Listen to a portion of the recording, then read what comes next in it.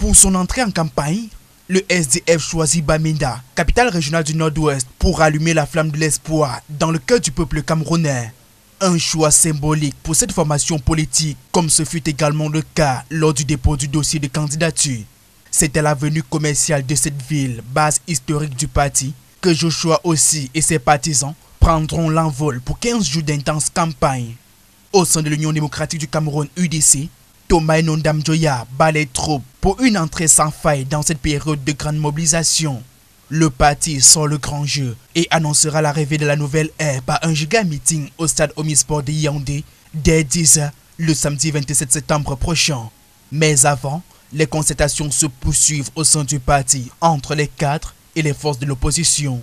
Des rencontres qui se multiplient également au sein du PUS de Serge Espoir Matomba. La formation politique renforce sa base militante en accueillant de nouveaux soutiens réunis au sein de la plateforme Nouvelle Force Politique pour une convergence d'énergie nécessaire à l'effet de challenger les autres formations engagées dans la course pour le fauteuil présidentiel. Autre parti politique pour qui le parcours est parsemé d'embûches, le PCRN.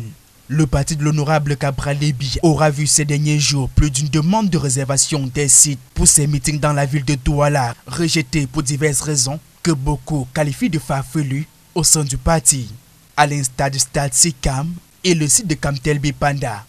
Néanmoins, celui qui est arrivé troisième à la dernière présidentielle tiendra son méga meeting de lancement de campagne au stade André Youpoué dès 14h. Aussi annoncé dans la métropole économique, le grand meeting de lancement régional de la campagne du RDPC, sous la conduite du ministre d'État, président de la commission régionale de campagne, Laurent Isso, à la maison du parti de Bonanja, à 14h précises. Au FDC, FSNC, UMS, UNDP, ainsi que dans d'autres QG des formations politiques en compétition, les armes sont affûtées pour obtenir l'adhésion ainsi que le vote du plus grand nombre d'électeurs au soir du 12 octobre prochain.